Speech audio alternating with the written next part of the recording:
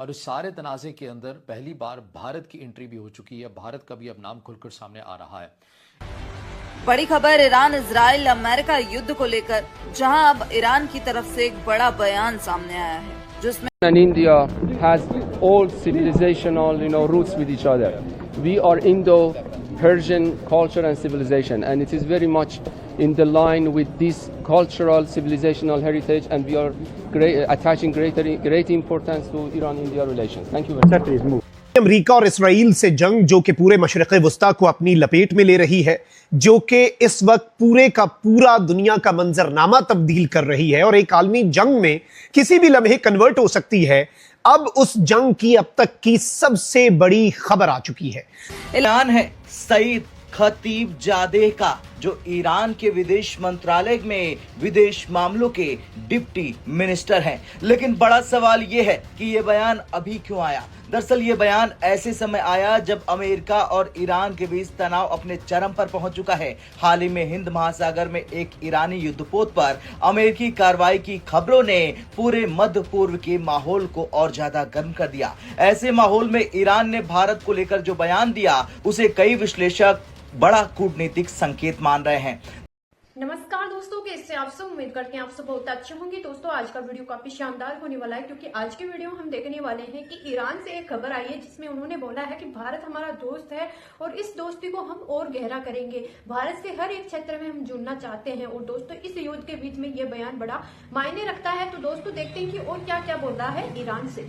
दरअसल ईरान के डिप्टी विदेश मंत्री का कहना है कि भारत और ईरान के रिश्ते केवल राजनीति या व्यापार तक सीमित नहीं है। असल में दोनों देशों के संबंध हजारों साल पुरानी सभ्यताओं से जुड़े हैं। इतिहासकार बताते हैं कि इंडो फारसी संस्कृति का प्रभाव भारत में सदियों तक रहा। मुगल काल से लेकर आधुनिक दौर तक फारसी भाषा, साहित्य, संगीत और कला का गहरा असर भारतीय समाज पर पड़ा। दिल्ली, लखनऊ और हैदराबाद जैसे शहरों की तहजीब में आज भी फारसी संस्कृति की झलक दिखाई देती है।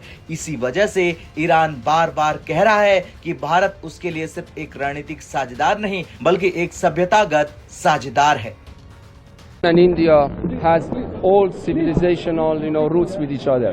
We are Indo-Persian culture and civilization, and it is very much in the line with this cultural civilizational heritage, and we are attaching great importance to Iran-India relations. Thank you very much.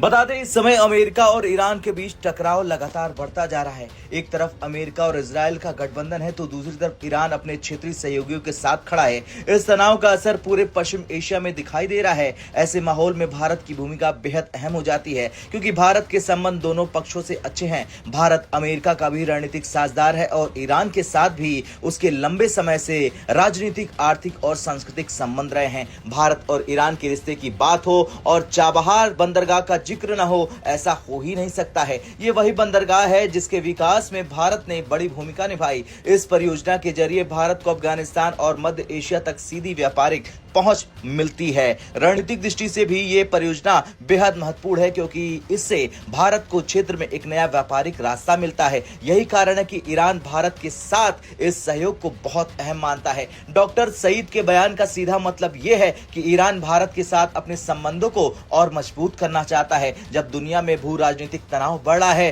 तब Iran ये दिखाना चाहता है कि भारत उसके लिए एक भरोसेमंद साझेदार है। कई एक्सपर्टों का मानना है कि यह बयान कूटनीतिक संकेत भी हो सकता है। ईरान ये बताना चाहता है कि वो केवल सैन्य प्रतिक्रिया पर ही नहीं, बल्कि सांस्कृतिक और कूटनीतिक रिश्तों पर भी भरोसा करता है। भारत की विदेश नीति हमेशा से संतुलन और कूटनीति पर आधारित रही है। भारत एक तरफ अमेरिका के साथ अपने रणनीतिक रिश्ते मजबूत कर रहा है, तो दूसरी तरफ ईरान और अन्य पश्चिमी एशियाई देशों के साथ भी संबंध बनाए हुए है। हाल ही में भारत ने पश्चिम एशिया के हालात को लेकर कहा कि समस्याओं का समाधान बातचीत और कूटनीति से ही होना चाहिए। यही कारण है कि इस पूरे संकट में भारत संतुलित रुख अपनाता नजर हमला किया इजराइल और अमेरिका ने।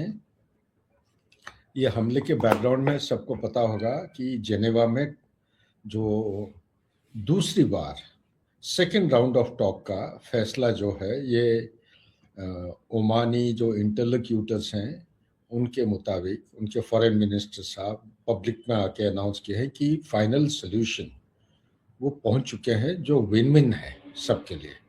यानी कि ईरान मान गया था वो उसको डी एनरिच करने के लिए, अभी अगर 60% एनरिच्ड यूरेनियम है उसको कम करने के लिए, और 2-4 चीजें पहलू जुड़े हुए थे इसके साथ, काफी कुछ। वो मतलब 2015 को जिस किस्म की एग्रीमेंट हो गया था, ईरान बिल्कुल राजी हो गया था, और 2018 तक ऐसे स्थिति पे पहुंच गया था कि ईरान बिल्कुल बोल दिया था कि हमारे सुप्रीम लीडर जो है ये न्यूक्लियर बॉम्ब के हित में नहीं है, उन्होंने बिल्कुल एम्बार्गो लगा रखा है, हम न्यूक्लियर बॉम्ब बना नहीं रहे हैं और हमारा बनाने का कोई इच्छा भी नहीं है।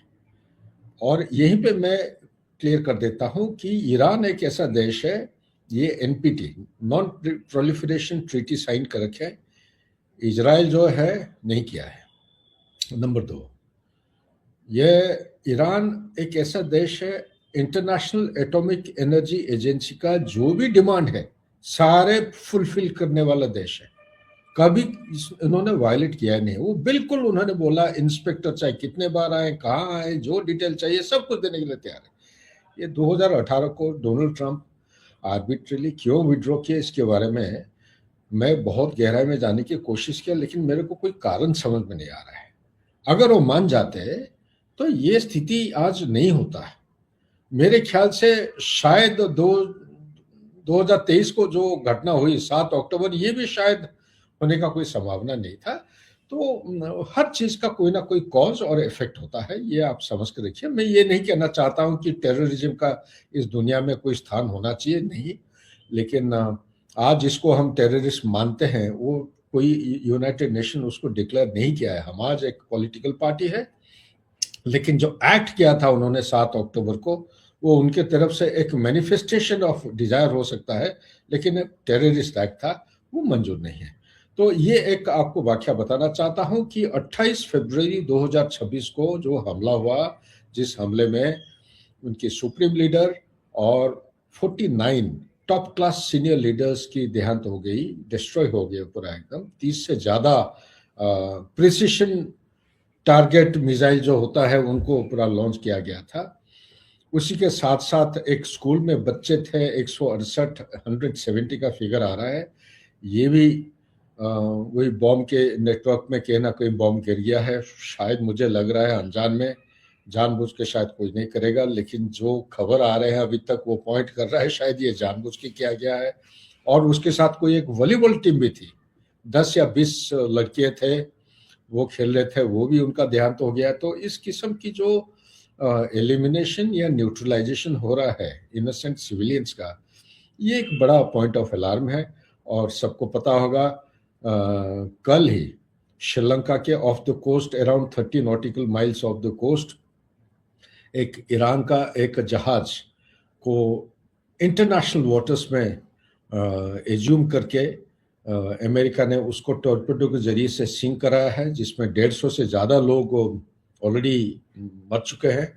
कुछ रेस्क्यू ऑपरेशन में रेस्क्यू हुए हैं, लेकिन ये जो धीरे धीरे, और स्ट्रेट ऑफ हर्मुज अभी जो है उसको ऑलरेडी ब्लॉक कर चुका है कौन, ईरान। तो ये सारी चीज़ें जो है, सबसे पहले एक लड़ाई का पहलू वो समझने की कोशिश करेंगे।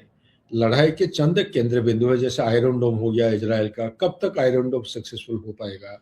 और ईरान का एक सबसे पहले ये प्रश्न आता है कमजोर नेशन, लेकिन इतना कमजोर नहीं कि जैसे कि हाथी के पांव के नीचे घास को पूरा मेल देता है, ऐसा कर देगा, कोई पुश ओवर नहीं है कि नहीं। वो कब तक ये चला सकते हैं लड़ाई। और इसी के साथ हमें ये भी देखना पड़ेगा कि स्ट्रेट ऑफ हॉर्मुज को अगर ब्लॉक किया जाता है उसका नतीजा क्या होगा, और इसका इरादा यूएसए का क्या हो सकता है। यूएसए और जो इजराइल है ये। सो गाइस, आपको मेरा रिएक्शन वीडियो कैसा लगा? अगर अच्छा लगा तो प्लीज सब्सक्राइब कीजिए, शेयर कीजिए, बेल आइकन कीजिए, ताकि आपको आने वाली हर एक लेटेस्ट न्यूज आसान से मिल जाए। उम्मीद करती हूँ आप लोगों को मेरा वीडियो पसंद आया होगा। पसंद आया तो ज्यादा से ज्यादा शेयर करना, ताकि हमारे और भी भाई बहनों को ये वीडियो देखने का मौका मिले, उनको भी जानकारी मिले कि आखिर भारत और अन्य कंट्रियों में हो क्या रहा है। तो दोस्तों, जैसा कि आप लोग जानते होंगे कि Iran, America, Israel, Afghanistan, Pakistan, इनके बीच में एक युद्ध हो रहा है, और ये भी सुना जा रहा है कि ईरान ने अब तेल भी रोक दिया है। लेकिन सबसे बड़ी बात है कि ईरान से भारत के लिए बहुत ही अच्छी खबर आई है कि ईरान ने बोला है कि भारत हमारा अच्छा दोस्त है और इस दोस्ती को हम बरकरार रखेंगे, हर एक क्षेत्र में हम जुड़ेंगे।